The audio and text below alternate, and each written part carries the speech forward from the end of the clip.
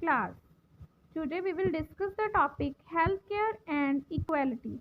How we mention the equality with our healthcare system. Is adequate healthcare available to all? In India, we face a situation where private services are increasing but public services are not.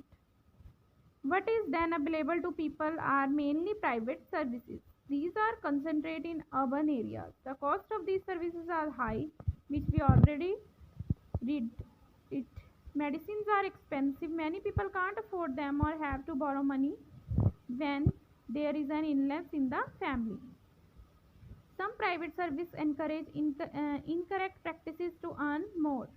At times, inexpensive alternatives so available may not be used. For example, some medical practitioners are found to prescribe superfluous medicine, injection or saline with when simple medicine may suffix that injure our body. That is not good for our health.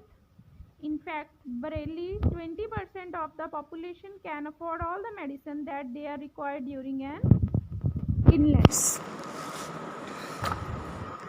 Hence, even for those whom one might not think as being poor, medical expenses cause hardship. It was reported in the study that 40% of people who are admitted to a hospital for some illness or injury have to borrow money or sell some of their possession to pay for their expenses, because in India there is very difficult to save our health.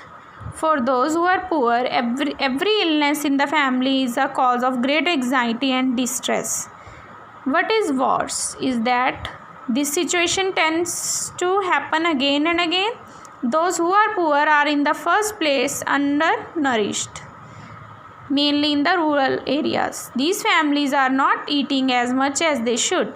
They are not provided basic necessity like drinking water, adequate housing, cleaning, surrounding, etc. Therefore, are more likely to fall ill. The expenses on illness make their situation even worse. So they attempt to suicide for that. Sometimes it is not only the lack of money that prevents people from getting proper medical treatment. Women, for example, are not taken to doctor in a prompt manner. Women's health concerns are considered to be less important than the health of the man in the family due to backward thinking.